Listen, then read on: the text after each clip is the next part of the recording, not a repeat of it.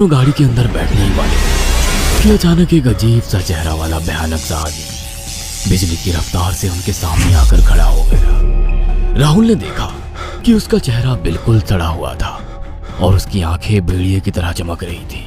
उसके लंबे लंबे बाल उसके कंधे तक आ रहे थे और उसके दांत भेड़िए की तरह बाहर की ओर निकल रहे थे। हाथों की जगह नुकीले पंजे थे। राहुल को देखकर अजीब से अंदाज में हंसने लगा, मगर जैसे ही राहुल की नजर उसके कपड़ों पर गई, राहुल की आंखें फटी की फटी रह गई। वो हकलाते हुए बोला, भाईजान भाईजान मुझे माफ कर दो, मुझे छोड़ दो। राहुल ने इतना कहा ही था कि अचानक उस अजीब से देखने वाले भयानक आदमी ने अपने पंजों से राहुल की गर्दन कसकर पकड़ ली और एक ही सेकंड में उखाड़ कर जमीन पर फेंक दी। राहुल के धड़ से लाल रंग का खून का फुहारा फूट पड़ा। इस भयानक मंजर को देखकर निधि के गले से एक जोरदार चीख निकल गई। निधि इससे पहले भागती कि अचानक उस भयानक दिखने वाले आदमी ने निधि को पकड़ लिया और अपने नुकीले पंजे उसके पेट में गड़ा दिए और उसकी अतड़ियां बाहर निकाल दी। निधि की एक दिल दहला देने वाली चीख सन्नाटे को चीर गई।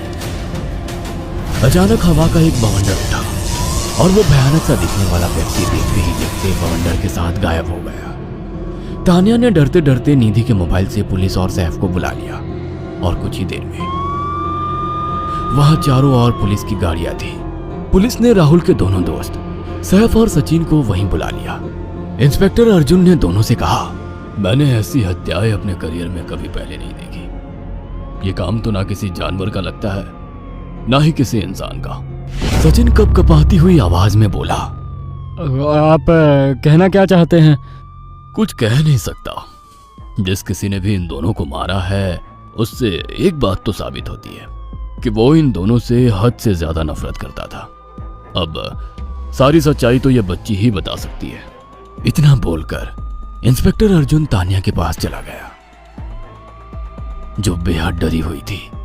तानिया ने आंखों देखी सारी घटना इंस्पेक्टर अर्जुन को बता दी।